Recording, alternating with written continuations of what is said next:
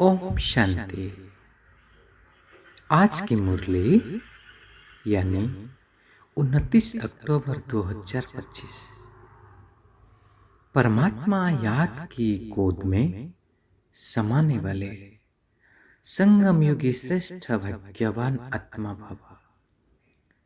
इस मुरली के सारे बिंदुओं को समेटते हुए प्रस्तुत है एक रूहानी रूपक कथा, जिसमें बाबा की आज की मुरली का सार, गहराई और अनुभूति समाई हुई है। तो चले इस कहानी के साथ साथ उस दृश्य को विजुअलाइज करते जाएं और उस मुरली के पॉइंट्स को साथ में अपने अंदर समाते जाएं। कहानी का शीर्षक है खिवैया की गोद। प्यारे भाई और बहनों, एक बार की बात है, एक बहुत पुराना टूटा फूटा जहाज था, जिसका नाम था कब्रिस्तान का नाम, और उस पर बैठे थे अनेक थके हुए दुखी यात्री। उनके चेहरे पर मायूसी थी, दिलों में डर था, क्योंकि सागर तूफानी था और नाव डूबने वाली थी। सभी एक दूसरे को पकड़कर बस यही सोच रहे थे, अब कौन हमें पार ले जाएगा। बस एक ही बात सोच रहे थे कि अब कौन हमें पार ले जाएगा। और उसी समय दूर आसमान में एक उज्जवल किरणें उतरी, एक निर्विकार प्रकाश बिंदु, जो किसी मनुष्य जैसा नहीं था, परंतु उसमें अपार करुणा और शक्ति थी। और वह किरणें बोली, मीठे बच्चे, मैं तुम्हारा खिवैया हूं, तुम्हें दुख सागर से निकालकर परिस्थान में ले चलने के लिए आया हूं। वो लोग तो सब हैरान थे, और कोई कोई बोले, हमारे पास जो नाव है वो तो टूट चुकी है और रास्ता भी नहीं दिखता है, तो कैसे जाए। तो प्रकाश मुस्कुराया और कहा कि नाव टूटी है क्योंकि तुम सब देह के सहारा पे बैठे थे, अब आत्मा की नाव पर सवार हो जाओ। फिर उसने धीरे से कहा, अपने को आत्मा समझो और देहाभिमान की जंजीर को तोड़ दो। मैं वह सुप्रीम आत्मा हूं, तुम्हारा बेहद का पिता हूं, जो सृष्टि के चक्र को जानती है।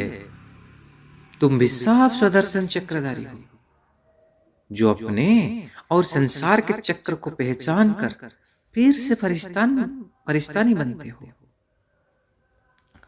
उसके शब्दों के साथ नाव का टूटा तख्ता सोने का बन गया। हर आत्मा की आंखों में दिव्य प्रकाश जागने लगे। अब वे स्वयं खिवैया के साथ तैरना सीख रहे थे। वो जान गए कि हम भी मास्टर खिवैया है, हमें भी दूसरे की नाव भी पार लगानी है। फिर धीरे धीरे हर यात्री अपने भीतर झांकने लगे।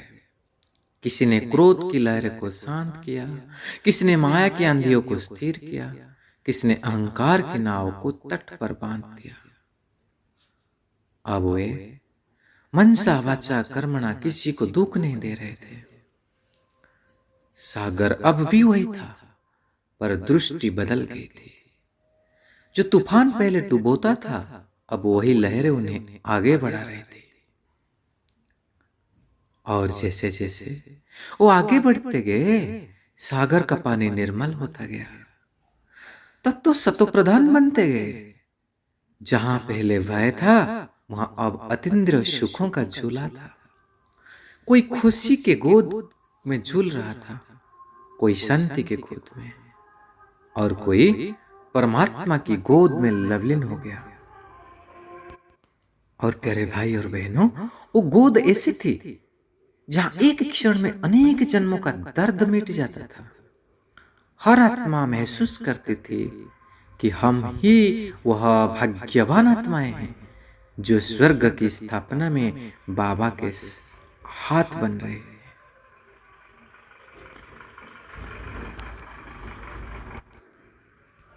वह बिंदु मुस्कुराया और कहा, बच्चों, संगम युक्त सर्वश्रेष्ठ है। यही वह क्षण है जब नर से नारायण बनना संभव है।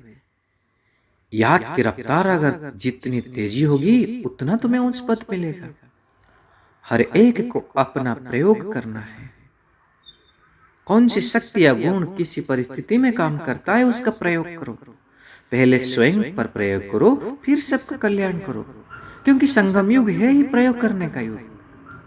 अब वो सब आत्माएं मास्टर पतित पावन बन चुकी थी। उन्होंने प्रण किया, हम भी बाबा के गीत गाएंगे और बाबा भी हमारे गीत गाएंगे। धीरे धीरे देखते देखते वो सागर एक झिलमिलाते हुए द्वीप में बदल गया। वह था परिस्थान, जहां मृत्यु का नाम नहीं, दुखों का चिन्ह नहीं।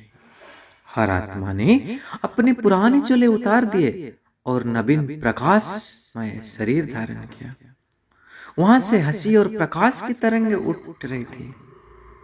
फिर बाबा ने मुस्कुरा कर कहा, अब तुम सर्वशक्तिमान की भैया हो, जाओ औरों की नाव भी पार लगाओ। याद रखना, देह की नहीं आत्मा की तैराक बनो।